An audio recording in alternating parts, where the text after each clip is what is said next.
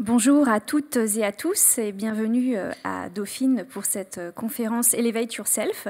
Alors, je suis Gwenola Oudeye, directrice du développement des ressources humaines pour le groupe Saint-Gobain en France. Et je suis ravie de vous accueillir aujourd'hui.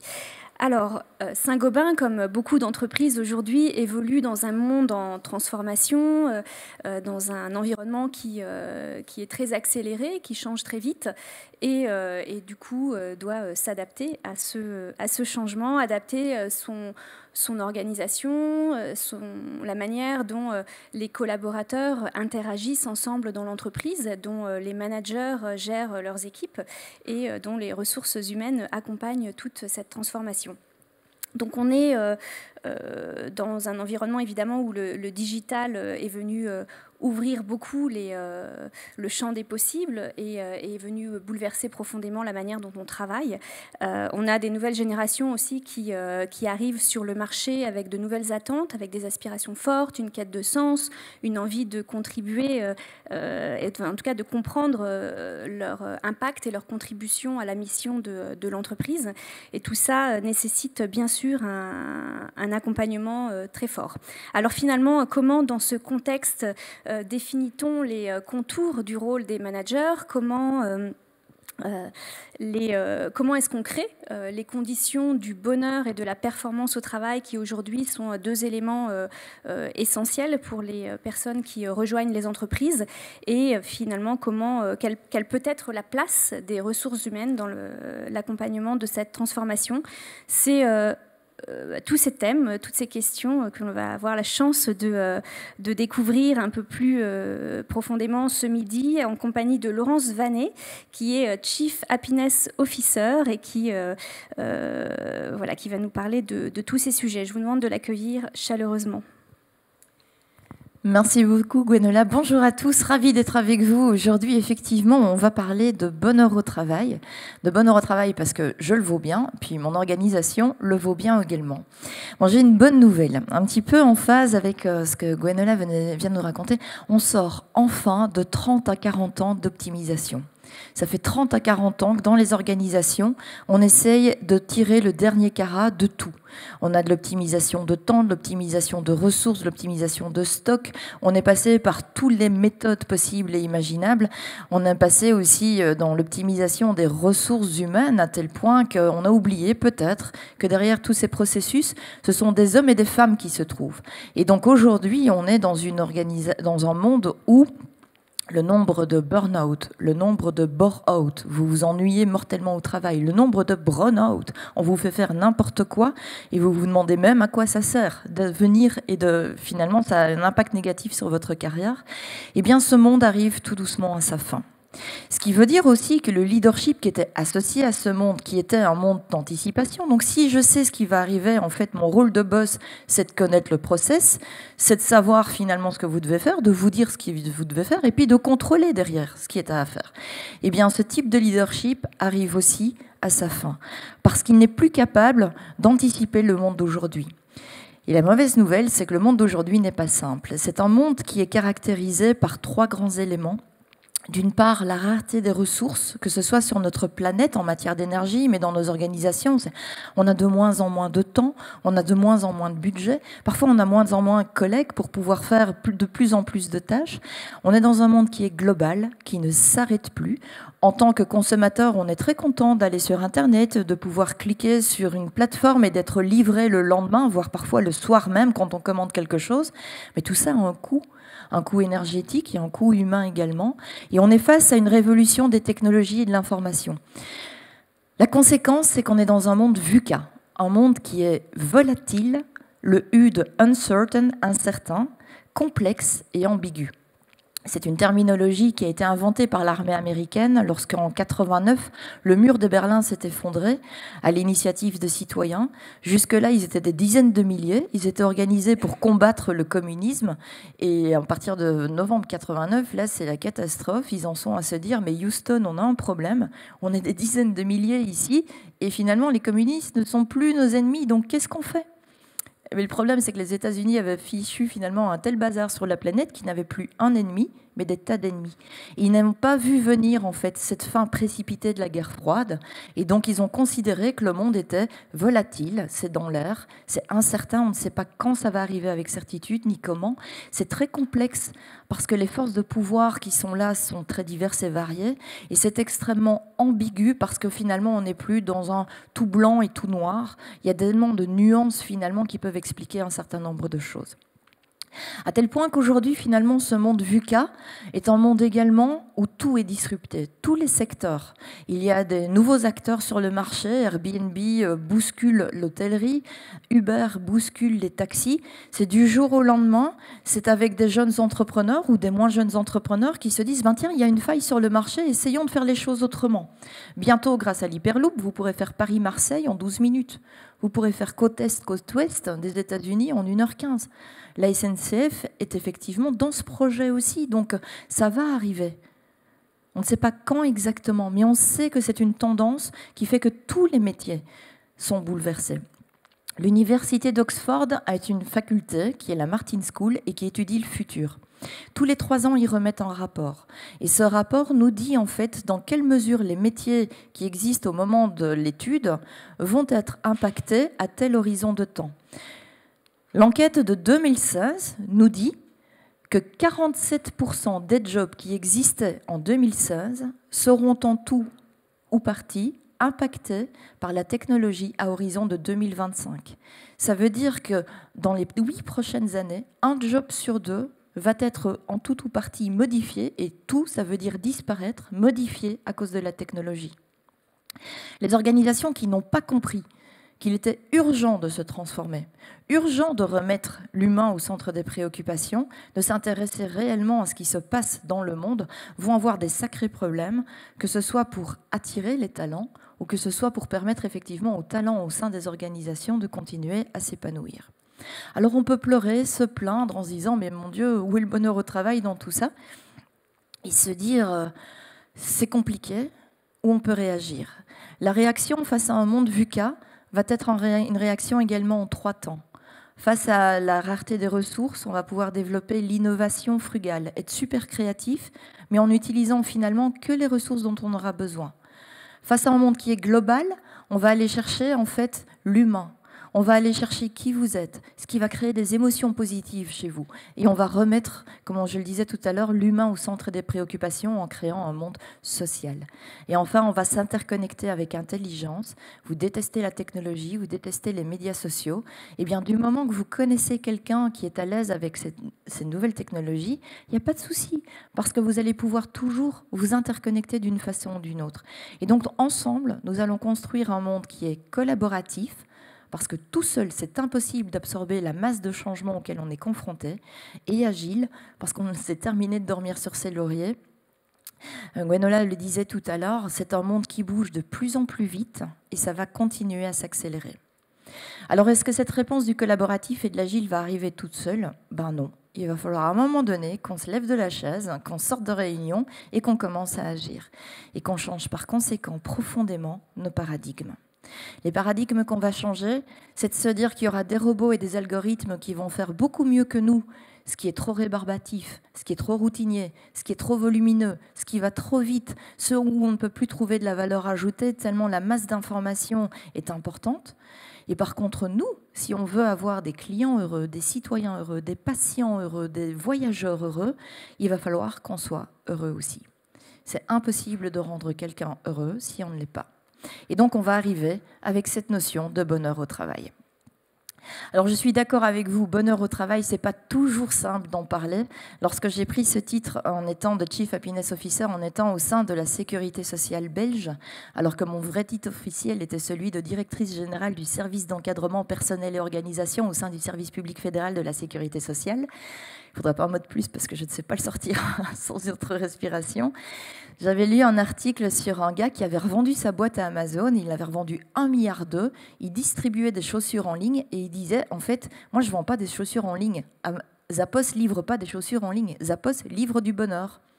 Outre le fait qu'il avait tout compris, la psychologie féminine, offrez une paire de chaussures à une femme et vous allez voir la réaction, normale en général, eh bien ce gars s'est dit, si je veux avoir des clients heureux, Moi, je dois avoir des collaborateurs heureux parce qu'en fait, nous, ce qu'on délivre, c'est vraiment du bonheur. Et donc, ce terme de Chief Happiness Officer, sincèrement, je me suis fait au démarrage en 2010-2011 franchement railler. Et c'est normal, en fait, c'est pas évident d'entendre parler de bonheur au travail. Une des premières raisons, on vient d'en parler, c'est la masse de changements. Vous devez tellement absorber déjà des trucs qui changent que venir en plus avec un message qui est de dire « et en plus, tu dois être heureux au travail », c'est presque une injonction qui est perçue comme étant de la violence par certains d'entre nous. Une deuxième raison, c'est l'économie dans laquelle on se trouve. The Economist avait titré « Au fuck » en 2008, au moment de la crise des subprimes. On ne sait plus si on est dans une crise financière, une crise économique, on ne sait plus qui est l'œuf, on ne sait plus qui est la poule, on sait que c'est compliqué. Alors face à des entreprises qui ferment, face à des amis qui peuvent partir au chômage du jour au lendemain, venir parler de bonheur au travail, ça peut être considéré comme indécent. Et pourtant, si on se restructure, il est d'autant plus important que vous vous sentiez bien à l'intérieur, parce que sinon les changements, ça va être encore plus compliqué pour les faire passer. Et puis la troisième des raisons pour laquelle c'est pas évident de parler de bonheur au travail, c'est une question de vocabulaire. En français, le mot travail vient d'un mot latin qui est un trépalium. Trépalium, c'est un instrument de torture sur lequel on laissait mourir les gens à l'époque romaine. Je suis belge. En flamand, ça vient d'un mot qui est esclavage. Pour les Grecs, c'est un mot qui veut dire douleur. En fait, les seuls qui s'en sortent, pour la petite anecdote, c'est les Anglais. Work qui vient d'un mot qui est veork et qui veut dire fornication. Vous aurez donc compris que Dominique Strauss-Kahn a juste eu un problème de traduction à un moment donné. Quelqu'un lui a parlé de happiness at work, il a fait ce qu'il a pu et voilà, ça lui est retombé dessus. Alors pourquoi c'est important de parler de bonheur au travail malgré tout? Et surtout, bonheur au travail. Eh bien, au milieu des années 90, une personne absolument formidable qui est Martin Seligman, indépendamment de Daniel Goleman qui est arrivé, lui, avec l'intelligence émotionnelle, Martin Seligman, est le père de la psychologie positive. Il s'est dit, c'est fou, la psychiatrie, la psychologie, ça n'étudie que ce qui ne va pas. Mais il y a des tas de choses qui vont bien dans notre tête, entre nous. Et donc, on pourrait peut-être, en fait, mettre l'accent sur tous ces talents que l'on a, sur tout ce qui se passe bien. Et donc, il a inventé le concept de la psychologie positive. Et sur base de ces travaux, beaucoup d'études ont été menées. Il y a des grands instituts de sondage où il y a des universités qui ont mené des enquêtes, qui ont fait de l'analyse vraiment sur des big data. Et on sait qu'un salarié qui est heureux sera 2 fois moins malade qu'un salarié qui est malheureux. Vous êtes heureux au travail, donc moins stressé, meilleur système immunitaire, moins malade. Vous êtes aussi 6 fois moins absent lorsque vous êtes heureux au travail. On vient bosser avec plaisir. Vous êtes 9 fois plus loyal lorsque vous êtes heureux au travail, vous n'allez pas voir ailleurs si l'herbe est plus verte. Vous êtes aussi 31% plus productif lorsque vous êtes heureux au travail. Ça, c'est la moyenne des études qu'on avait trouvées en fait en 2012, entre 2011 et 2013. On allait de 10 à 140%. Et la courbe de Gauss de la plupart des enquêtes était sur 1 sur 3, ou en tout cas 30% plus productif. Ça veut dire, si un jour vous rencontrez un directeur financier, n'hésitez pas à lui dire que pour 3 équivalents temps plein heureux, le 4e est gratuit. En général, ça fait écho. Et enfin, vous êtes 55% plus créatif lorsque vous êtes heureux au travail. D'abord parce qu'un problème, ce n'est pas un problème, c'est une opportunité de faire autrement. Et puis, tout simplement parce que si je me sens bien, mais malgré tout, je fais face à une difficulté, rien ne m'empêche d'en parler avec mes collègues. Et comme il y a plus dans plusieurs têtes que dans une seule, automatiquement, on va augmenter le niveau de solutions et de solutions créatives. Alors, quelle est la recette du bonheur au travail ? D'abord, on va enlever un certain nombre de mythes. Alors, pour les étudiants qui sont là ou les étudiants qui nous écoutent sur le web, sachez malheureusement que le salaire n'est en rien contributeur de votre bonheur au travail. En fait, il faut le savoir que si vous n'êtes pas rémunéré au niveau auquel vous jugez qu'il est juste et équitable d'être rémunéré, c'est un véritable souci. Ça vous reste sur le disque dur, en travers de la gorge, sur l'estomac, et ça tourne et ça fait une mauvaise tambouille. Donc, ce n'est pas normal. Par contre, si vous négociez trop bien, si vous arrivez à décrocher un méga salaire, eh bien ça, c'est une source de stress. Parce qu'on se dit, oula, il va falloir que je bosse 2 fois plus, en fait. Il va falloir, en cas de problème dans l'entreprise, je serai peut-être le premier ou la première à quitter. Qu'est-ce qui va se passer si mes collègues l'apprennent? Donc, c'est pas bien non plus, c'est pas créateur de bonheur au travail. Et si vous êtes bien rémunéré au niveau auquel vous jugez qu'il est juste et équitable de l'être, eh bien, ça n'a pas d'impact, c'est juste normal.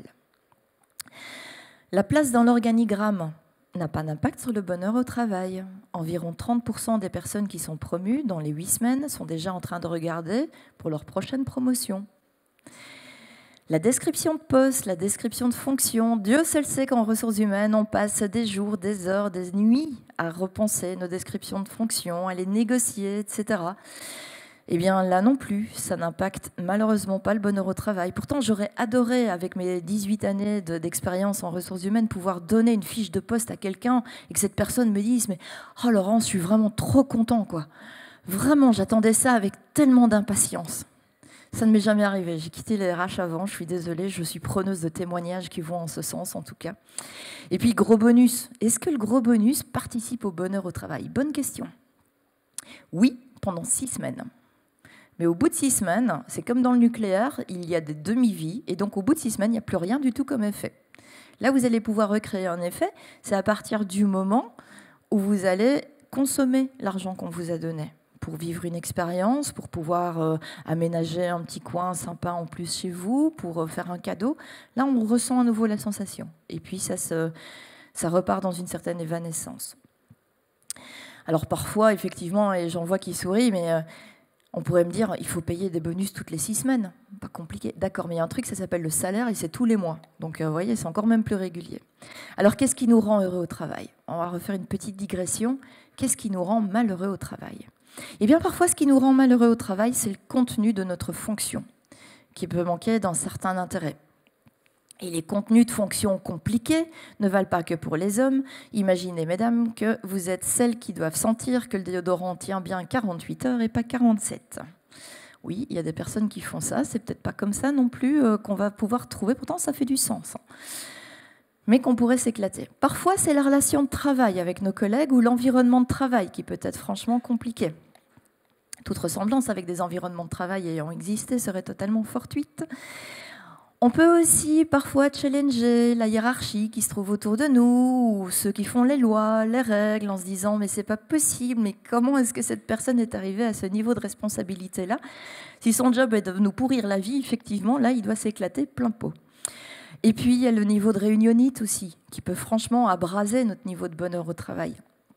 Sachez qu'en 2015, une grande enquête a été menée, et que dans cette enquête, 88% des répondants, ils étaient quand même 15 000 à répondre, 88% des répondants disaient « dans la moitié des réunions, au moins, je suis inutile ». 63% dans les réunions faisaient autre chose que d'écouter à la réunion. 47% préparaient la réunion qui suivait dans la réunion actuelle. Et faites attention avec les prochaines personnes avec lesquelles vous serez en réunion, parce que 17% des personnes en réunion imaginent les autres tout nus. Je vous laisse sur ce chiffre. Pensez au bonheur au travail prochaine fois dans vos réunions. Alors concrètement, qu'est-ce qu'il y a dans le bonheur au travail? Eh bien, il y a d'abord pouvoir évoluer dans un climat de confiance. Ne pas avoir la boule au ventre quand on quitte son domicile le matin, mais se dire en fait, je travaille, j'évolue dans un climat de confiance et je ne vais pas avoir un couteau planté au milieu des omoplates dès que je vais arriver sur mon poste de travail. Il y a aussi le fait de pouvoir partager un projet, une vision avec des collègues et d'avoir envie de la réaliser ensemble.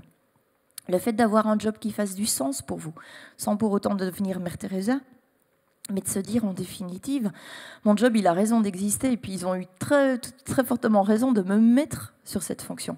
Et s'il n'y avait pas de job qui existait à ma mesure, je l'ai créé et j'ai bien fait. Le monde est meilleur avec moi dedans dans cette fonction. Il y a le fait aussi de pouvoir avoir de la liberté et de l'autonomie. Ne pas avoir une belle-mère qui vous dit « t'es arrivé à quelle heure, t'es reparti à quelle heure, comment t'as fait ton truc, quoi, t'as fait une journée de télétravail, est-ce que tu peux me faire un rapport, s'il te plaît ?» Si vous avez une belle-mère au travail et que ce n'est pas votre vraie belle-mère dans la vie, demandez une prime de pénibilité parce que la loi sur le contrat de travail ne le prévoit pas. Avoir des réalisations personnelles, pouvoir dire « ça c'est mon idée ». Et je l'ai mise en place. Ça, c'était notre ambition en tant qu'équipe. On y est arrivé. Et donc, on voit les choses qui évoluent positivement. Aujourd'hui est mieux qu'hier, mais qui est encore moins bien que demain. Et donc, on est responsable de choses. On sait qu'on peut compter sur vous et vous faites en sorte qu'on sait que l'on peut compter sur vous. Et puis, vous avez du retour sur ce que vous faites. Vous avez du feedback. Parce que si vous avez tous les éléments qui précèdent, mais que jamais quelqu'un ne vous dise « Waouh, super bon boulot, dis donc !» ou voire même « Écoute, c'était pas trop top cette fois-là, mais au moins j'ai vu que tu avais fait quelque chose et je te donne du retour et puis il y a matière à s'améliorer. » Eh bien, si jamais vous n'avez de retour, l'équivalent en termes d'image, c'est d'être un hamster qui tourne sans fin dans une roue, dans une cage. Vous produisez beaucoup d'énergie, mais on ne sait pas à quoi ça sert. Et donc, pas de retour, pas de feedback, pas de confiance en soi. Pas de confiance en soi, très compliqué d'être heureux au travail et être heureux tout court. Si on n'a pas de confiance en soi, on est dans le doute permanent et on ne sait pas bien profiter des choses positives qui nous arrivent. Et donc, ça dépend de qui on peut avoir du retour, mais on peut aussi en avoir de ses collègues et on peut avoir finalement le plaisir de réaliser des choses ensemble. Et donc, il y a toutes ces notions de connexion qui sont importantes dans la vie réelle, mais aussi dans la vie virtuelle. Nous avons résumé tout ça sur 6 piliers au sein du petit cabinet que j'ai le plaisir d'animer. 6 piliers pour dire que si on vous donne de l'autonomie, de la connexion, donc vous pouvez travailler en équipe, il y a un chouette esprit d'équipe, vous pouvez contribuer par vos compétences, vos connaissances, votre savoir-faire, votre savoir-être, qui vous êtes, et vous créez de la valeur. Vous pourrez mesurer les résultats sur base de bons indicateurs, et quelqu'un lit le reporting que vous faites. Sachez aussi, dans genre les chiffres absolument dingues, que 93% du reporting produit n'est jamais lu. Vous imaginez le temps et l'énergie qu'on pourrait gagner dans les entreprises. Donc piloter les résultats, trouver le sens de ce que l'on fait et que ça ressemble effectivement à une mission pour nous et donc avoir effectivement cette confiance en soi. Ces 6 éléments vont être contributeurs de votre bonheur au travail. Mais pas que. Ils vont aussi être contributeurs de performance pour l'organisation. Et donc autant l'individu que l'organisation sont bénéficiaires d'une approche où on vous permet de travailler sur ces différents piliers. Alors vous allez me dire, c'est bien gentil, mais en définitive, toutes les organisations n'ont qu'un seul but, celui d'être performante. Qu'une organisation soit petite, grande, nationale, internationale, cotée en bourse ou pas, avec un but lucratif ou pas, dès qu'on s'associe, finalement, c'est pour faire quand même un truc performant. Bah oui. On est quand même au travail, donc c'est logique. Fondamentalement, c'est pas un gros mot que d'être performant. Ça nous permet de payer les salaires à la fin du mois et on est content quand même quand on a cet argent qui tombe sur le compte en banque. Malheureusement, il y a très très peu de personnes sur la planète qui se lèvent le matin en disant « Mais waouh, ces objectifs de réduction de coûts que mon département financier m'a donnés, j'en ai rêvé aussi toute ma vie. » Et bien du coup, moins 15%, pas de souci, je me mets le réveil un quart d'heure plus tôt et demain j'arriverai encore plus motivée au travail. Ça ne marche pas comme ça. Alors je sais que ça va décevoir beaucoup toutes les carrières financières, etc., mais ça ne marche pas comme ça. En fait, quand on sort du lit le matin, c'est pour essayer de cultiver des petits moments de bonheur de ci, de là. Et ces petits moments de bonheur, finalement, on est les seuls à les connaître, parce qu'on est les seuls à savoir ce qui nous rend heureux. Votre boss ne sait pas ce qui vous rend heureux, sauf si vous dormez avec votre boss, mais là, on n'a vraiment pas le temps d'aborder la question aujourd'hui. Mais a priori, puisque vous êtes les seuls à savoir ce qui vous rend heureux, on a une seule solution en organisation, si on veut s'occuper de votre bonheur. Et d'ailleurs, on ne va pas s'en occuper de votre bonheur. Le job d'un Chief Happiness Officer, le job des ressources humaines, c'est de votre boss, c'est pas de s'occuper de votre bonheur. Vous êtes responsable de votre bonheur. Par contre, nous, ce qu'on doit faire, c'est créer des conditions pour vous donner de la liberté d'aller choisir dans l'organisation ce qui contribue à votre bonheur à vous. Et vous imaginez le bazar total et intersidéral que ça peut créer si on donne à tout le monde la liberté de faire tout et n'importe quoi. Du coup, on va quand même suivre une petite règle qui est que ma liberté va s'arrêter là où commence la vôtre. Dans ma façon de m'organiser, je ne peux pas vous empêcher de fonctionner. Donc automatiquement, il va falloir que j'assume la responsabilité de mes choix. Et si je ne veux pas faire de choix, je suis libre de ne pas faire de choix. Mais il n'y a pas de souci, il faudra que j'assume le fait qu'on décide à ma place. Et donc cette équation, c'est ce qui s'est dégagé finalement d'une expérience absolument extraordinaire dans une organisation absolument extraordinaire qui est la sécurité sociale belge. Oui, dans le même mot, sécurité sociale belge égale extraordinaire. Je sais que ça peut être difficile à imaginer, mais pourtant, c'est ce qui est arrivé. Pourtant, au démarrage, c'était pas gagné. Il Il faut savoir que cette institution, c'est un vrai ministère, c'est au niveau de l'État. Il y avait environ 1400 personnes qui y travaillaient lorsque j'y suis arrivée en 2009. Lorsque je suis partie, on était 1200. On ne remplaçait plus les personnes qui partaient à la retraite. Ça représente 1050 équivalents temps plein. 3 grands métiers. On paye des allocations aux personnes qui ont un handicap ou qui ont été victimes d'une guerre.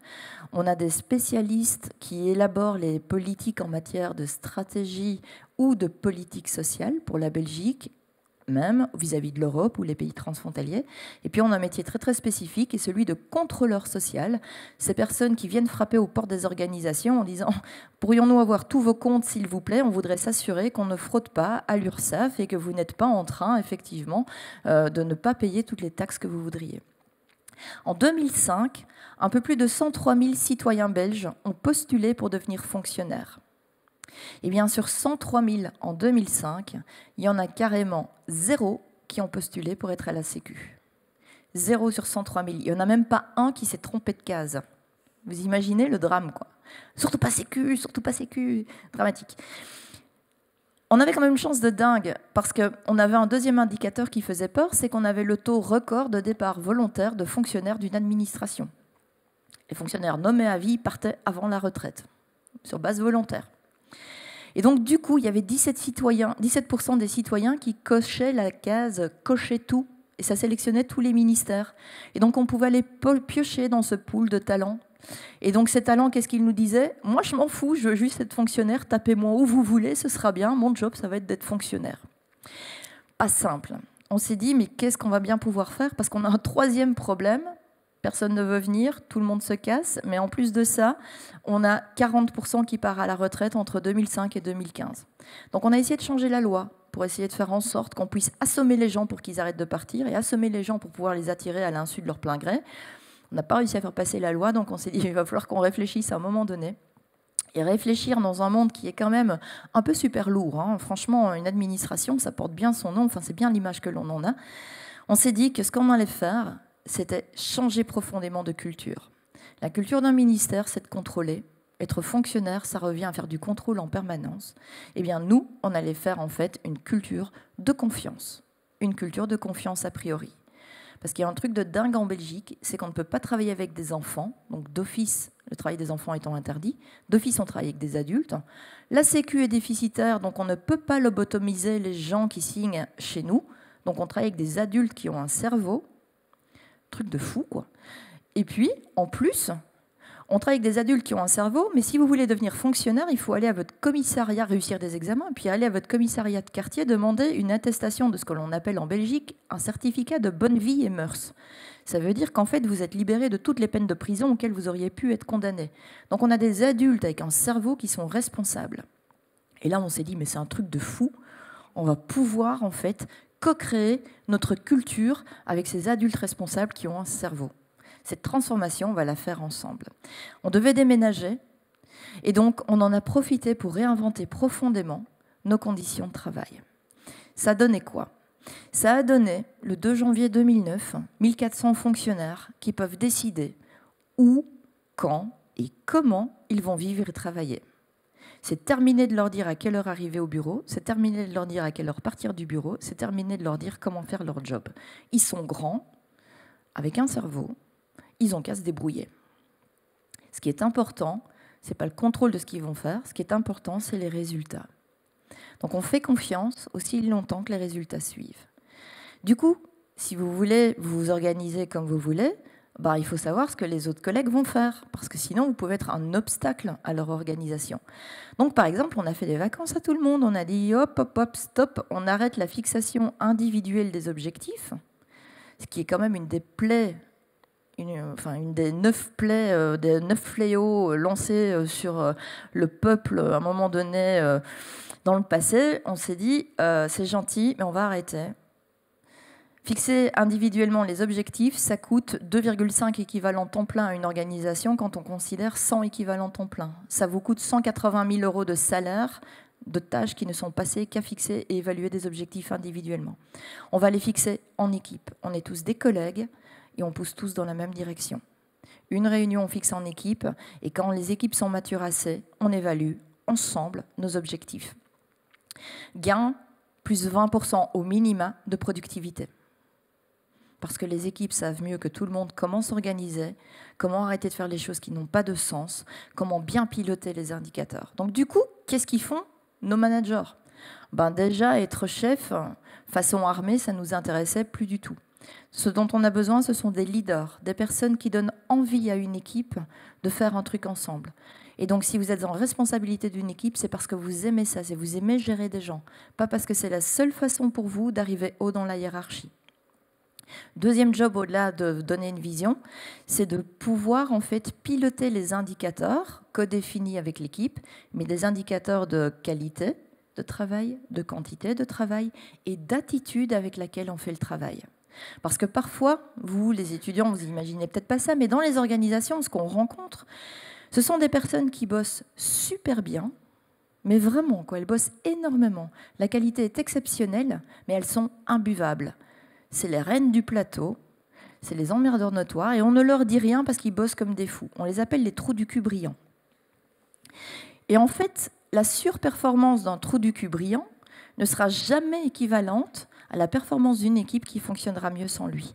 Parce que le trou du cul brillant, il n'y a que lui qui compte. Il ne communique pas, il ne partage pas l'information, il n'aide pas, il ne collabore pas.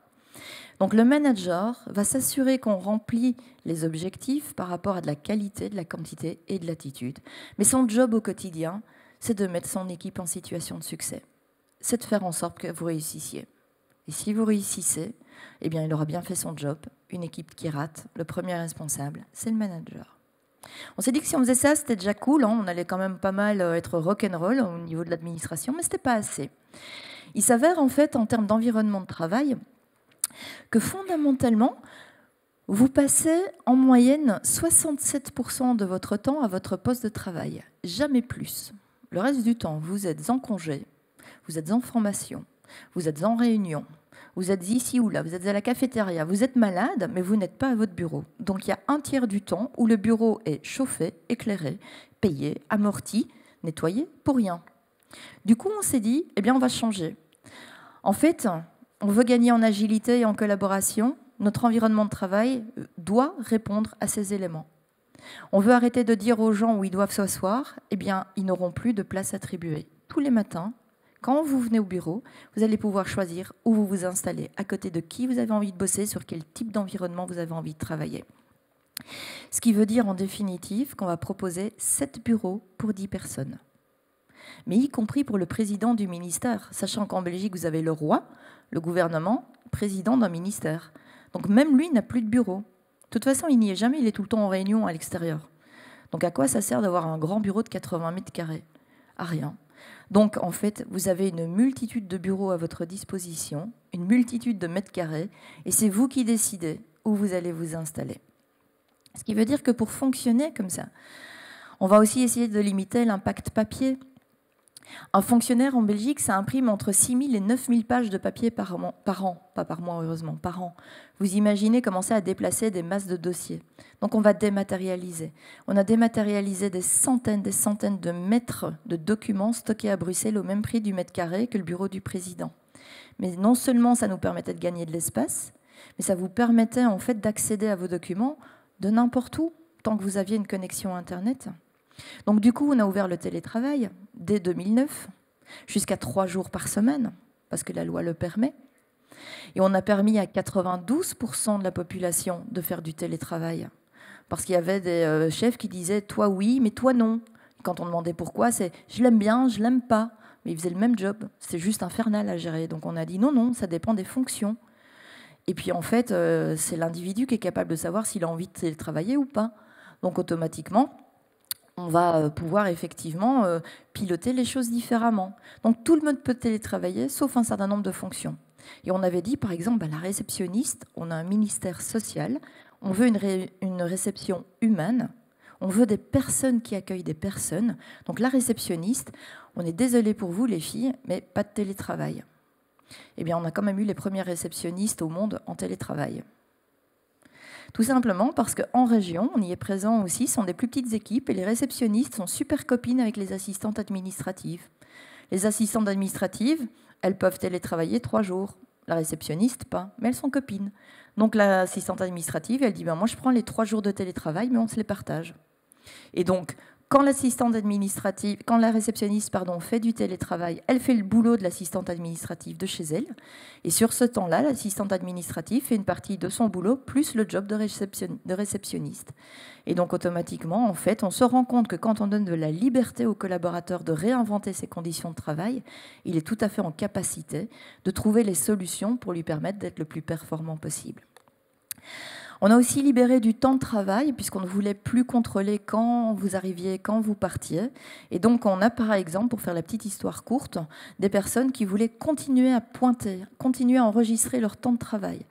Et on a eu 2 ans de dispute avec les syndicats à ce sujet, jusqu'au jour où on s'est souvenu liberté plus responsabilité. On a dit, les gars, vous voulez pointer, vous voulez enregistrer votre temps de travail, faites-vous plaisir, la pointeuse est là. Vous ne voulez pas pointer, faites-vous plaisir, ne pointez pas. Par contre, il y a 2 systèmes de récupération du temps, de déclaration des maladies, etc., qui existent. Vous choisissez un système, vous respectez les règles qui y sont associées. Au bout de 4 ans, il nous restait 8% de pointeurs. Il y a des personnes qui ont besoin d'un cadre qui est très fixe, très déclaré, très rigide pour se sentir bien. Eh bien, le système existait pour elles. Du coup, travailler à distance, ça demande aussi de collaborer à distance. Donc, dès 2011, on a fait une université d'été où, sur base volontaire, toujours liberté, jamais d'obligation, on a permis à nos collègues d'être formés sur Facebook, Twitter, Yammer et LinkedIn, avec une moyenne d'âge de 48 ans et 7 mois, avec 40% qui avaient entre 50 et 59 ans, donc pas du tout la boîte de geek. Mais du coup, ça nous permettait de communiquer tout à fait différemment. Pour éviter de s'entretuer dans les couloirs, on a aussi revisité nos valeurs sur base de cette vision très claire, de se dire mais quelles sont les valeurs que l'on doit partager pour réaliser nos missions. Et on les a co-créées. Pas de team building, youplala dans les bois pour le comité de direction. On a dit, vous nous donnez ce qui vit comme valeur, on prendra les 5 qui reviendront les plus fréquemment. On les a traduits en comportements et ces comportements servaient à allumer la fixation des objectifs quantité, qualité, attitude. L'attitude, c'est la traduction en comportement des valeurs que l'on partage. On a aussi revu les processus avec l'expérience utilisateur. On a kissifié les choses. Faire en sorte que si on fait des choses, ok, il y a des processus qui existent, il y a des façons de revoir les choses qui marchent. Nous, on dit il faut du kiss. Il faut que les choses soient simples. Si les choses sont simples, elles sont faciles à comprendre, faciles à appliquer, faciles à réexpliquer. Il faut que les choses soient straight to the point, droit au but. Si on veut aller de A à B, on va de A à B. On ne fait pas A tout l'alphabet B. Ce qui est quand même un grand championnat du monde en général au niveau des administrations. On fait des choses qui sont sustainable, durables, moins d'interface papier, moins de signatures, des trucs effectivement qui vont plus vite. Et on pense plus loin que le bout de son nez, on se met en rapport avec ses collègues pour développer des trucs qui sont durables. Et enfin, on fait des choses qui sont sexy, parce que si c'est pas sexy, vous étonnez pas qu'à la fin, personne ne veut les utiliser. Et donc, c'est le petit cachet que je m'étais fait dans sa toute première version avec 3 S, où quand je recevais un document à signer et qui n'était pas KISS assez ou un document à revoir, eh bien, je vous envoyais un KISS rouge et sans vous dire ce qui n'allait pas, c'était à vous de peut-être, éventuellement, ce qui est arrivé, abroger un arrêté royal ou changer une loi, parce qu'effectivement, on faisait des trucs qui étaient totalement débiles. On a aussi permis le développement personnel, ce qui n'est pas évident dans l'administration. Vous rentrez comme fonctionnaire, vous allez mourir comme fonctionnaire, et entre les deux, tout est sur des rails. Et pour vous aider à vous développer, vous avez un dictionnaire des compétences, une taxonomie des fonctions et une cartographie des choses disponibles, des jobs disponibles. Et on a dit, ok, c'est pas comme ça qu'on va changer la planète ici, donc on va créer les 3 patates. On est des Belges, on aime les frites, on va parler de patates, ça va parler à tout le monde. Première patate, qu'est-ce que vous faites bien? Pas évident de le savoir. Il faut demander à ses collègues, il faut demander à son boss, il faut s'interroger avec honnêteté. Deuxième patate, qu'est-ce qui est utile à l'organisation? Parce que c'est fou, il y a des tas de gens qui font des trucs super bien, et il y a personne qui en a rien à foutre. Il faut se dire les choses franchement, quoi. Et puis troisième patate, qu'est-ce que vous aimez faire? Parce qu'il y a aussi des gens qui font des choses super bien, elles adorent les faire, c'est pas du tout utile, mais dans ce cas-là, ça s'appelle un hobby et ça se fait pas spécialement au travail. Il y a des personnes qui, malheureusement, pour elles, alors que j'ai aucun souci, mais j'ai toujours peur de la façon dont ça va se terminer, font des choses très bien qui sont utiles, mais qu'elles n'aiment pas les faire. Ça s'appelle un job alimentaire. Vous venez chercher un chèque à la fin du mois. Il n'y a pas de souci. Le seul problème, c'est qu'il y a la routine qui risque de s'installer, la démotivation, le désengagement et donc des problèmes qui vont arriver, des problèmes de qualité, etc. Votre plan de développement, il est là. Qu'est-ce qui est utile, qu'est-ce que vous aimeriez faire et que vous ne faites pas encore bien? Ce n'est pas dans un dictionnaire des compétences que vous trouverez la réponse. Notre objectif est de vous emmener au centre. Vous faites bien ce qui est utile, que vous aimez faire, et c'est là qu'on va pouvoir effectivement vous permettre de cultiver votre bonheur au travail. Pour animer tout ce petit monde, changer profondément le leadership, faire en sorte, comme on l'a dit, que si vous êtes en responsabilité d'équipe, ça fasse du sens pour vous, vous soyez en capacité de créer du sens pour vos collègues, sans pour autant être un pompier qui sauve des chatons. Vous donnez du rythme à votre équipe, vous veillez à l'engagement, vous vous inquiétez de ceux qui ne vont pas bien, qui ne savent pas suivre le rythme, vous leur donnez l'énergie pour sortir les rames, donc pouvoir exprimer ce qui ne va pas, et on traite. Et enfin, on cultive les émotions positives. Sachez qu'on passe 71 000 heures de notre vie au travail si vous faites une carrière de 45 ans avec 35 heures par semaine. 71 000 heures de votre vie, ça représente 8 ans et demi, bout à bout, matin, midi, soir, week-end. Ne pas cultiver d'émotions positives, ne pas être heureux pendant 8 ans et demi de votre vie, c'est juste pas possible. Alors, est-ce qu'on faisait ça parce qu'on était des bisounours ? Non, on faisait ça parce qu'on avait besoin de gagner en performance. Cet environnement de travail nous a permis de faire des millions d'économies en termes de frais immobiliers. On louait beaucoup moins d'espace, 12 millions sur les 20 premiers mois. Ça nous a permis de réduire nos frais d'énergie de 50%. Ça nous a permis de faire réduire nos frais de maintenance. Moins de bureaux, moins de déménagement interne. Les bureaux ne changent pas, c'est vous qui bougez. 50% de moins. On est passé de 9 palettes de papier à moins de 3 palettes de papier. On est passé de 435 imprimantes à 45 imprimantes. On a gagné, comme je vous le disais, plus de 20% en productivité au minima en fixant nos objectifs en équipe. 0 jour de grève, toujours dans le dialogue social. Et en termes de bonheur, en 2012, on était un des 3 employeurs les plus sexy de Belgique. On a eu des récompenses qui nous sont tombées d'absolument partout. Patron de l'année, équipe RH de l'année, DRH de l'année, au fur et à mesure. Donc tous les secteurs finalement d'activité de l'organisation ont été touchés positivement. On a réduit l'absentéisme de 26%, on a diminué le taux de départ volontaire de 75%, on est monté à 88% de taux d'engagement, à 90% de Net Promoter Score, la mesure dans laquelle vous recommanderiez votre employeur à vos copains. On a malgré tout rencontré des difficultés, quelques petites résistances de ci, de là. Vous savez, les gens qui ont en fait des incertitudes très ancrées, qui nous disent « Vous savez, on a toujours bossé comme ça, pourquoi il ne faudrait pas faire autrement ? On risque de prendre trop de risques. » Eh bien oui, mais le monde change. Il faut qu'on change aussi avec lui. On a rencontré beaucoup de peurs et il faut pouvoir s'asseoir, les écouter avec beaucoup de bienveillance. Parce que tant qu'on ne connaît pas les peurs, on ne peut pas y apporter de réponse bienveillante. Il faut pouvoir identifier la pression sociale. Si vous voulez bouger, il y aura plein de gens autour de vous qui ne voudront pas bouger. Quand vous allez dire, voilà, on change l'environnement de travail, on n'a plus de bureau fixe, on va vous dire, ah, tu as un SBF sans bureau fixe. Et tu as bossé toute ta carrière pour devenir manager et avoir un bureau d'angle. Mais c'est quoi cette honte totale? Et donc, il faut pouvoir accompagner différemment. On va pouvoir rencontrer aussi des personnes qui vous disent « Ah oui, on a entendu un truc, c'est très chouette, hein, c'était une histoire de Belges dans un ministère. Dieu nous en préserve, on n'est ni Belges, on n'est pas fonctionnaire. Donc chez eux, c'est cool, mais chez nous, c'est pas possible. » Peut-être, pas en copier-coller, mais il y a peut-être des sources d'inspiration que vous pourrez trouver ici, mais aussi ailleurs. Et puis il y a l'ego qui peut faire beaucoup de mal également. L'ego, ça peut être l'ego de la hiérarchie. Je suis boss, ok pour les autres, mais pas pour moi. L'ego du moi, ça fait 25 ans que je suis dans la maison, donc on ne me la fait pas, ok pour vos alternants, mais un peu de respect. D'accord, mais moi je suis bac plus 5. Hein. Alors ok pour vos bac plus 2, mais j'ai quand même fait des études, donc un peu de respect, vos trucs pour les autres, mais pas pour moi. Et l'idée, c'est de passer d'un ego individuel que vous êtes seul à pouvoir nourrir, à un ego collectif et se réjouir de toutes ces victoires que l'on va avoir ensemble. Pour faire tout cela, vous avez tout ce qu'il vous faut en main. Vous avez déjà toutes et toutes pris des décisions difficiles dans votre vie. Eh bien, fondamentalement, c'est le même type de niveau de courage que l'on va activer face à des grosses transformations. Vous êtes tous et toutes des personnes qui êtes sincères et courageuses par rapport aux personnes que vous aimez. On ne ment pas à sa famille. On n'est pas en train de renvoyer notre enfant à l'autre bout de la pièce quand il a un problème de maths. On s'assied et on regarde ce qui se passe. C'est la même proximité, la même sincérité qu'il faut activer par rapport à nos collègues. Vous êtes toutes et tous des personnes qui êtes humbles avec les personnes que vous aimez. Vous proposez votre aide à vos amis, vous n'avez pas de souci à les demander de l'aide. Eh bien, c'est le même comportement en entreprise.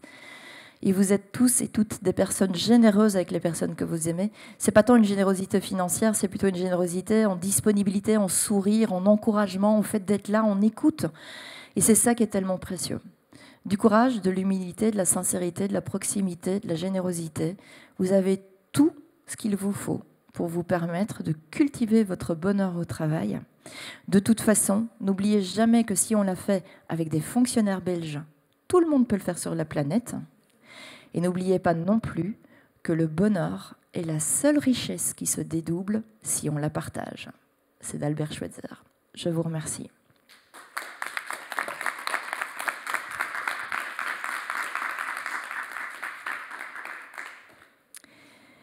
Y a-t-il des questions ou des remarques de la salle ou du live que nous avons sur les réseaux sociaux, les médias sociaux?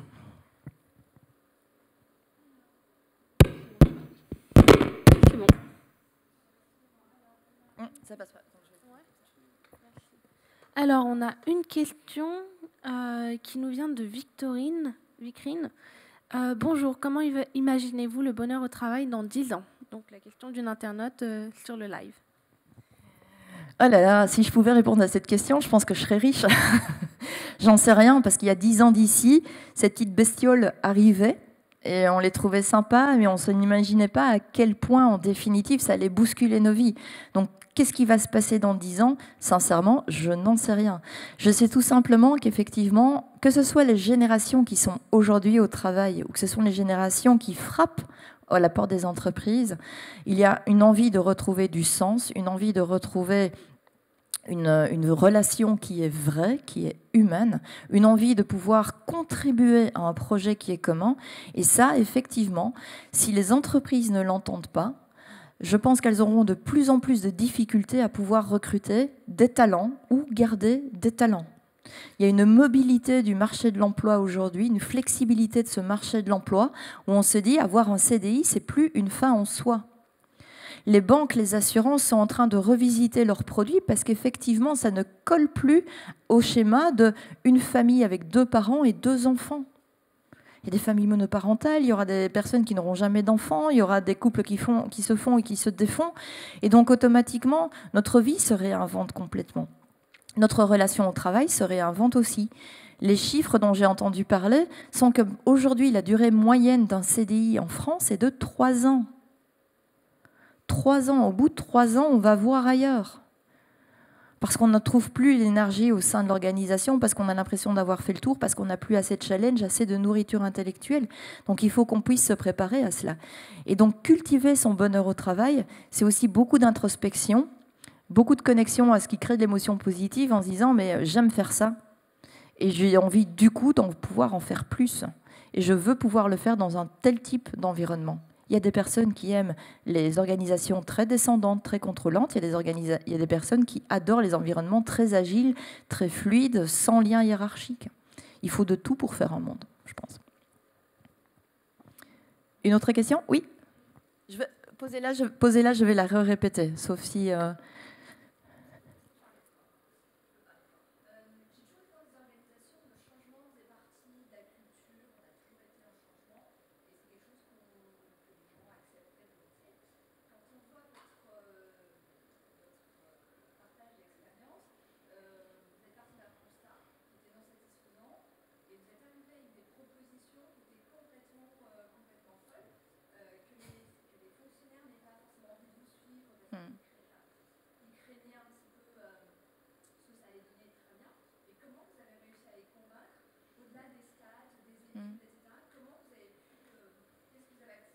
Ok, très bien. Je répète votre question pour ceux qui nous suivent à distance.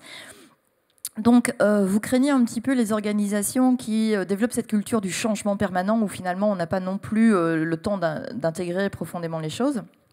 Et vous vous posez comme question, au-delà des indicateurs, des partages d'expériences d'autres organisations qu'on aurait pu donner à nos collègues fonctionnaires, comment les avoir embarqués finalement pour adopter des solutions pour lesquelles, a priori, ils n'étaient peut-être pas super chauds.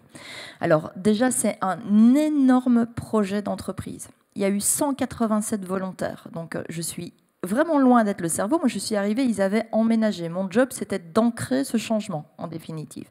Toute l'équipe projet, toute l'équipe de direction a eu ce courage managérial de dire on a un énorme problème, il faut une réponse qui soit à la hauteur. Et effectivement, des fonctionnaires qui étaient peut-être à des niveaux plus opérationnels dans l'organisation ne voyaient pas au quotidien la nécessité de changer quand on se projette à 10 ans. La façon, quelle que soit l'organisation, en définitive, de donner une réponse à cette question de comment entraîne-t-on les gens, de un, c'est ne pas convaincre, jamais convaincre. Quand vous essayez de convaincre quelqu'un, vous parlez à son cerveau, vous vous adressez à tout le côté rationnel. Si je vous dis je vais essayer de vous convaincre, vous allez en fait développer automatiquement une posture de défense, en essayant d'aller chercher dans vos connaissances, votre expertise, tout ce que vous allez pouvoir me donner comme contre-argument pour justifier le fait que vous ne voulez pas changer. Donc, mon job, ça va être de vous donner envie, d'aller susciter en fait de la curiosité, soit vraiment de l'appétence, et donc de partir avec les 15% de volontaires que l'on trouve en général dans n'importe quelle organisation quand on parle de changement. Il y a en général 15% de la population qui adore ça, qui a envie de variété, qui a envie de tester des nouvelles choses, qui a envie d'être les early adopters, comme on appelle ça, c'est les premiers à essayer. Et donc on va partir avec eux, on va partir en pilote, on va partir en faisant des tests, on va apprendre ce qui va, apprendre ce qui ne va pas, on va communiquer sur nos erreurs, on ne va pas avoir peur de dire on s'est complètement planté, mais alors là c'est juste dramatique. Donc cette voie-là, on ne l'explore plus, en tout cas pas maintenant, mais on repart différemment. Ensuite, on va aller chercher les curieux. Et donc, on va aller les chercher par de la communication, par des ateliers, en leur proposant des expériences, en venant visiter, en allant voir d'autres organisations, en allant à des conférences, juste en fait donner de l'appétence pour essayer de les contaminer positivement. Les 15% de population qui, en général, freinent des 4 fers et ne rêvent que d'une chose, c'est que vous vous cassiez la jambe pour ne plus vous voir et que ce projet soit oublié, eh bien, eux, on va s'asseoir et on va les écouter. Et on va les écouter avec bienveillance. Non pas en disant « allez-y, hurlez, on va essayer de voir ce qu'on va pouvoir faire avec vous », mais c'est vraiment de dire « ok, très bien, on entend que ça ne vous va pas, mais on a besoin de comprendre pourquoi ». Et donc, c'est d'essayer d'objectiver en fait tous ces risques qui sont perçus ou tous les manques de confort qu'ils imaginent devoir laisser s'ils évoluent. Et donc, à nouveau, c'est pouvoir en fait mettre les choses sur la table. Quand on les a sur la table, on peut traiter, on peut trouver des solutions, on peut les remercier parce qu'ils ont vu des risques auxquels nous, dans notre enthousiasme, on n'avait absolument aucune conscience. Et donc, effectivement, même cette attitude d'être en retrait ou contre le changement est extrêmement constructive pour pouvoir réussir 100% du changement. Et puis vous avez encore une fraction, parce qu'on est à 15% de super positifs, 35% de curieux, 15% de personnes qui n'aiment pas du tout le changement, et on a 35% qui se demandent quoi. Et donc l'idée, c'est d'arriver à nos 50% de positifs, les 15 convaincus, les 35 curieux qui ont envie de tester, parce que les 35% qui ne savent pas quoi faire, eh bien, ils détestent une chose, c'est rester au milieu de deux feux, au milieu du guet, ou, pour le dire plus platement, le cul entre deux chaises. Et donc, en fait, ils vont suivre la majorité. C'est un peloton qui va suivre, mais il suit. Et comme on va essayer d'embarquer malgré tout les personnes qui sont plus résistantes en apportant des réponses à leurs inquiétudes, eh bien on est sûr effectivement de pouvoir faire pivoter l'organisation. Mais ça prend du temps. Le fait de partir en co-création est un gain d'assurance, de pérennité de la transformation qui est beaucoup plus élevé que d'avoir des modules de rouleau compresseur où on arrive avec un plan, où on n'écoute même pas en déroulant le plan ce qui se passe. Et on dit oui, mais on a dit qu'on communiquait ça à telle date, etc. Et en fait, c'est plus du tout le moment de communiquer là-dessus. Il faut freiner, il faut s'arrêter, il faut écouter, il faut créer des solutions, etc. Je réponds à votre question ? Merci. Une autre question ? Alors, on a reçu pas mal de questions sur Facebook entre-temps. Donc, j'ai Anaïs qui demande comment feriez-vous pour faire évoluer un ego individuel à un ego collectif ? Merci Anaïs, c'est pas une question simple celle-là. Parce qu'on a tous un ego. On a tous ça en nous, ça fait partie de notre... Je suis ingénieur commercial HEC, donc je ne suis pas psy du tout, mais je sais qu'effectivement, ça fait vraiment partie de la constitution même de notre personnalité. On a un ego. Le problème, c'est que si vous construisez trop sur votre ego, vous êtes le seul ou la seule à pouvoir le nourrir. Et donc, ce sera envers et contre tout. Ce sera en marchant sur la tête de vos collègues, ce sera en volant des succès qui ont été faits par d'autres, parce que vous avez besoin de nourrir cet ego. Si on passe sur un ego qui est collectif, en fait, vous n'êtes plus toute seule à nourrir cet ego. On est plein autour de la table, en fait, à avoir de bonnes idées, à pouvoir être disponible, à pouvoir mettre la main à la pâte, à dire écoute, moi j'ai un retour d'expérience. Et donc automatiquement, on augmente les chances de succès et on augmente la fréquence d'émotions positives et de chances de pouvoir se réjouir ensemble. Donc une personne qui a un ego surdimensionné, on peut s'asseoir aussi avec cette personne en disant allons-y, allons boire un café ensemble, et de se dire je me sens assez mal à l'aise en fait. Donc on prend les choses sur soi en disant je me sens assez mal à l'aise parce que j'ai l'impression que votre succès est plus important que celui de notre équipe. Donc comment est-ce qu'on pourrait vous aider au mieux en fait, à vous sentir à l'aise, à vous sentir en confiance. Parce que, entre parenthèses, une personne qui a un ego surdimensionné, en général, c'est une personne qui a très peu confiance en lui et qui, du coup, en fait, en rajoute et on fait des caisses pour pouvoir se sentir quand même bien et de se dire, mais comment peut-on vous aider au mieux pour que nous sentions au mieux aussi. Et c'est de prendre, en fait, cette relation d'adulte à adulte, mais en la renversant. La réaction, en général, typique en face, c'est d'essayer de se justifier. Il y a très peu de personnes en fait qui vont vraiment écarter. Elles vont peut-être écarter dans un premier temps, mais de ressusciter dans ce cas-là encore une autre réunion. Et en disant, ben voilà, est-ce qu'on pourrait, du coup, je comprends que ça vous secoue, mais est-ce qu'on pourrait se retrouver à nouveau dans 2 semaines et on en reparle parce que l'équipe est en souffrance et on n'atteint pas 100% de nos objectifs. Et comme on n'atteint pas 100% de nos objectifs, ben on vous donne moins de chances de pouvoir vous réjouir et d'être fier du travail que vous faites avec nous. Et donc notre ambition, en fait, c'est que tout le monde soit en succès. Et quand on est d'adulte à adulte comme cela, à un moment donné, il n'y a pas d'autre solution que de pouvoir à nouveau mettre les choses sur la table et de pouvoir élaborer ce plan d'action pour pouvoir nourrir intelligemment les égos qui ne sont à ce moment-là plus individuels, mais qui deviennent collectifs. J'espère que j'ai répondu à la question d'Anaïs. D'autres questions? Oui. Essayez éventuellement le micro en poussant sur un petit bouton rouge, un petit bouton. Oui.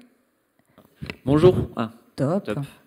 Alors, je voulais savoir pour vous s'il y avait des fonctions type dans l'entreprise qui étaient plus à même de mener ce type de projet, voilà, pour amener le bonheur au travail. Est-ce que selon vous, voilà, je suis en ressources humaines, donc je parle avec ma casquette, mais est-ce que voilà, ça doit être un travail collectif ou est-ce qu'il faut quand même un chef de file pour tendre vers ce type de projet? Merci. Alors, si vous avez un patron d'entreprise qui est ouvert à ces démarches, c'est clair que ça fait un levier qui est d'autant plus important. Hier, j'étais dans une entreprise strasbourgeoise, un cabinet d'ingénieurs, enfin vraiment un bureau d'études d'ingénieurs. On est chez des ingénieurs, donc des gens qui vont construire vraiment des bâtiments, des structures. Les 2 patrons sont totalement ouverts. Et je vous ai parlé tout à l'heure de la pression sociale, du fait effectivement que vous avez envie de changer, mais autour de vous, on n'a peut-être pas envie de changer. Eh bien, c'est fou, ils ne veulent qu'une chose, c'est le bonheur de leurs collaborateurs pour construire les bureaux de demain et l'environnement de travail de demain. Et dans les ateliers qu'on a fait, on a des collaborateurs qui se disent « mais ça ne sert à rien », etc. Donc ils retrouvent même en fait de la pression. On a la chance au sein d'Happy Pharmance de pouvoir intervenir dans le pharmaceutique, dans le social, dans l'administration, dans l'industriel. On a accompagné une organisation qui fait c'est l'usine en fait qui au monde produit le plus de rouleaux de papier toilette sur la planète. Et bien moi je suis contente qu'ils existent, parce que fondamentalement, nos clients chez eCity, ils n'existeraient pas, il faudrait les inventer tout de suite, ce serait vraiment infernal. Ça allait super bien chez eux, 89% de taux de satisfaction et de « je suis très content au travail ». Ils se disent « mais c'est quand même incroyable, avec tout ce qu'on fait, pourquoi ils ne sont pas 100% ?» Et du coup, en fait, on a été co-créer des solutions complémentaires avec y compris les ouvriers, y compris des ouvriers qui ne travaillent que du vendredi soir au lundi matin. Du vendredi soir au lundi matin, ils prestent 36 heures, 3 fois 12 heures. Ils ne voient jamais tous ceux qui travaillent en semaine. Jamais, jamais, jamais, jamais. Eh bien, c'est vraiment dans tous les secteurs, pour tous les métiers, cadres jusqu'à opérateurs de lignes de production. Tout le monde a envie d'être heureux. C'est intergénérationnel, c'est intersectoriel, c'est quelle que soit la taille, c'est interculturel. Dans 10 jours, je vais donner cours à Saigon pour une université. Je serais très curieuse parce que je ne connais pas encore la culture vietnamienne. Je vais peut-être revenir avec une opposition en disant en fait non, là-bas, mais je pense pas, parce que sinon j'aurais pas été mise au programme. Donc ça peut marcher franchement partout. C'est une question de volonté, enfin non, c'est une question de 2 choses essentielles, de courage et de sincérité. Quand vous vous lancez dans la démarche, il faut impérativement avoir du courage parce que ça va être rock'n'roll. On va faire bouger des choses, et il faut pouvoir l'accepter et pouvoir aussi dépasser les obstacles. Et il faut être sincère, parce que si c'est pour faire comme tout le monde, être happy comme tout le monde et repeindre tout en rose, eh bien là aussi on va avoir un souci, c'est que ça manque de sincérité et ça va faire des dégâts énormes dans l'organisation. Et ça se saura. Encore une question ? Ah, il y en a encore une là-bas.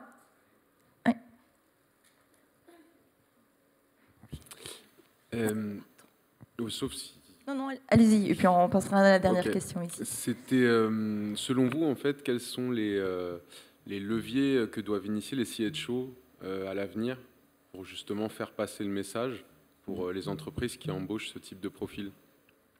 Alors, quand vous êtes Chief quelque chose Officer, vous êtes au comité de direction. Vous n'êtes pas ailleurs dans l'organisation. Un Chief Executive Officer, on ne se demande pas si c'est le gars de la maintenance. Un Chief Finance Officer, un CFO, on ne se demande pas si c'est le comptable.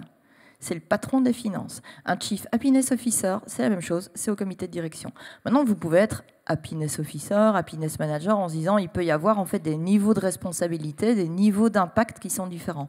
Donc, Chief quelque chose officer, ça veut dire que vous avez la main sur les budgets, vous avez la main sur les politiques, vous avez la capacité d'influencer les personnes qui sont autour de vous, autour du comité de direction, vous avez la capacité d'influencer et d'agir sur la stratégie d'entreprise, et 2 formes de stratégie, la stratégie business et la stratégie humaine. Pour moi, le Chief Happiness Officer est une fonction hybride entre de la RH, entre de la communication et pourquoi pas du marketing également. Parce que rendre ses collaborateurs heureux, c'est s'assurer que ses clients soient heureux aussi. Donc on est vraiment en fait sur une approche où on va aller chercher beaucoup dans la co-création, dans le dialogue, etc. Donc Chief Happiness Officer, comité de direction. Pas Chief Happiness Officer, mais Happiness Manager, Happiness Officer. Il faut, pour malheureusement éviter ce qu'on reçoit aujourd'hui énormément, c'est-à-dire on reçoit des mails de CHO qui sont en burn-out, alors que la fonction existe depuis que le film de Martin Messonnier sur le bonheur au travail est sorti, c'est-à-dire en 2015. C'est surtout à ce moment-là que ça a été vraiment médiatisé. Aujourd'hui, on a des Chief Happiness Officers en burn-out. Pourquoi ? Parce qu'ils ont des objectifs de malade. Augmente l'attractivité de ton organisation, augmente la rétention, diminue l'absentéisme. Mais alors, tu as comme budget, tu mets une table de ping-pong, tu as un apéro par mois, tu as le droit de faire une enquête de satisfaction. À la rigueur, oui, tu peux aussi prendre un abonnement sur une application qui va te permettre d'avoir une température là comme ça. Puis après, on fait quoi ? Parce qu'on a une température, oui, mais derrière, il y a quoi ? Ou il y a qui pour traiter les problèmes ? Et donc, quand vous prenez ce job, à nouveau, c'est quel est votre périmètre de responsabilité ? Qu'est-ce que vous pouvez faire ? Est-ce que vous vous sentez à l'aise avec les indicateurs qu'on vous demande de faire évoluer ? Et comment est-ce que vous pouvez remonter et vous assurer que vos suggestions de transformation ou de modification soient prises en considération ?